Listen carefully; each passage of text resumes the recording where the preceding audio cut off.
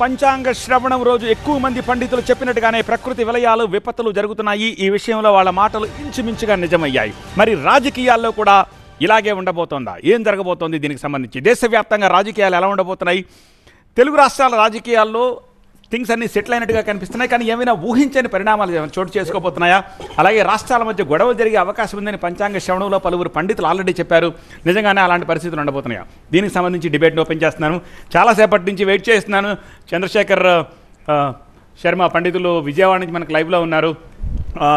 ఆయనతో మాట్లాడదాము. క్రోధిలో దేశవ్యాప్తంగా రాజకీయాలు ఎలా ఉండబోతున్నాయి? రాష్ట్రాల మధ్య దేశాల మధ్య వివాదాలకు ఆస్కారం ఉంటుందా?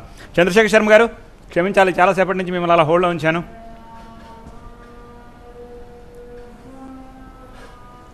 355 రోజులుగా ఉన్న ఈ క్రోధినామ సంవత్సరంలో అన్ని శత్రుగ్రహాలు షష్టాష్టకాలు సమసప్తకాలతో కూడుకుని ఉంది. జూలై 7వ తారీఖు దగ్గర నుంచి మార్చి 20వ తారీఖు దాకా, అంటే 2025 మార్చి 20వ తారీఖు దాకా మీనరాశిలో ఉన్న రాహువు ఉత్తరాభాద నక్షత్రంలోనే ఉన్నాడు. ఈ రాహు ఉత్తరాభాద నక్షత్రంలో ఉండటం వల్ల అనేక విపత్కరమైన సంఘటనలు మనం ప్రస్తుతం చూస్తున్నాం. ఇక ముందు కూడా ఇలాగే ఉంటాయి, ఇంకా హెచ్చు స్థాయిలో ఉంటాయి. ఓకే, అంటే మీరు అలాగే ఇందాక చెప్పినట్లుగా అక్టోబర్ 19వ తారీఖు దగ్గర నుంచి జనవరి 21 దాకా ఉండే కర్కాటక రాశిలో ఉండే నీచ స్థానంలో ఉన్న కుజుడు, అష్టమ స్థానంలో ఉన్న శని, అంటే కుంభరాశిలో ఉన్న శని షష్టాష్టక స్థితిలో ఉండటం వలన రాజకీయ అనిశ్చితికి ఆస్కారం ఉన్నది. కేంద్ర రాష్ట్ర ప్రభుత్వాలు తగు జాగ్రత్తలు తీసుకుంటూ శాంతి ప్రక్రియలు చేయించుకోవడం అవసరం.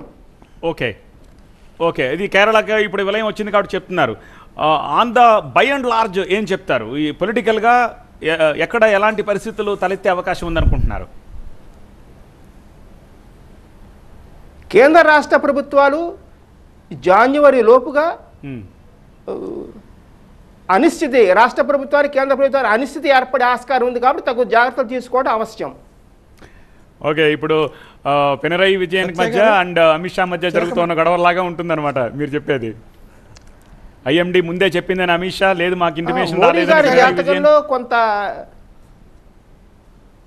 మోడీ గారి జాతకంలో ప్లానెట్స్ కొన్ని వీక్గా ఉన్నాయండి, తగు జాగ్రత్తలు తీసుకోవడం అవసరం. ఓకే, అంటే వృశ్చిక రాశి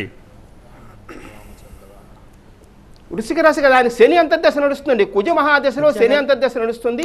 ఈ శని దశమ స్థానంలో ఉన్నాడు కాబట్టి శని వీక్ గా ఉన్నాడు. ఓకే, రావు గారు మీరు అంటే ఈ క్రోధినామ సంవత్సరంలో ఇంకో పెద్ద విషయం ఏం జరిగిందంటే, ఆంధ్రప్రదేశ్లో 2,65,000 మంది వాలంటీర్లు వాళ్ళ పరిస్థితి ఏంటో ఇప్పుడు అర్థం కావట్లేదు. అది దాని ఎఫెక్టా, చంద్రబాబు నాయుడు గారి ఎఫెక్టా? రావు గారు, నా పాయింట్ ఏంటంటే ఆయన ఒక మాట అన్నారు, శాంతి కూడా చేసుకోవాలి ప్రభుత్వాలు అని చెప్పేసి. అంటే ఎవరు చేయాలి ఇప్పుడు? ప్రభుత్వాలు శాంతి చేయాలంటే మరి చంద్రశేఖర్ శర్మ గారి ఉద్దేశం ఏంటో, ఎట్లా చేయాలి, ఏం చేయాలి? ఎవరు జాగ్రత్త పడాలి సార్ ఏపీలో? అంటే ఇప్పుడు ఏపీలో కూడా విపత్తు జరగబోతుందని చెప్పింది. అంటే కేంద్ర రాష్ట్ర ప్రభుత్వాలు కారణం చెప్తాను. ఈ క్రోధినామ సంవత్సరానికి కుజుడు రాజు, శని మంత్రి. ఈ కుజ శనులు ఇద్దరు కూడా షష్టాష్టక స్థితి అనేటువంటిది కుజస్తంభన ప్రారంభమైనప్పటి నుంచి ఉంటుంది. అంతేకాకుండా ఇంతకుముందు మన విజయవాడ నుంచి శర్మ గారు చెప్పినట్టుగా ఈ రాహువు ఉత్తరాభాద్ర నక్షత్రం, శని మళ్ళీ మీనరాశిలోకి ప్రవేశం చేస్తాడు. ఎప్పుడైతే చేస్తాడో అంటగా 29 మార్చి నుంచి ఈ యొక్క ప్రపంచవ్యాప్తంగా భారతదేశంలో కూడా రాజకీయ అనిశ్చితి అనేటువంటిది, రాజకీయ ప్రకంపనలు అనేవి చోటు చేసుకుంటాయి. ముఖ్యంగా వచ్చే సంవత్సరం విశ్వావసనామ సంవత్సరం అనేటువంటిది మొదలవబోతుంది. అది షడ్గ్రహ కూటమితో మొదలవబోతుంది. మీన రాశిలో, మీన లగ్నంలోనే ఉగాది మనం జరుపుకుంటున్నాం. 6 గ్రహాల కలయిక విశ్వావసనామ సంవత్సరంలో ఏర్పడబోతుంది. దాని ప్రభావం వలన ఖచ్చితంగా ఈ యొక్క రాజకీయ అనిశ్చితి అనేటువంటిది ఉంటుంది. ఎక్కడ? భారతదేశంలో విశ్వావసనామ సంవత్సరం అనేది భారతదేశానికైనా ఈ క్రోధినామ సంవత్సరం ఇది అంటే ఇప్పుడు కుజుడు చోట స్తంభించాడండి. ఆయనది కుజుడేమో లక్షల కిలోమీటర్ల దూరంలో ఉన్నాడు. ఆయన ఎఫెక్ట్ భూమి మొత్తం మీద ఉంటుందా? ఆంధ్రప్రదేశ్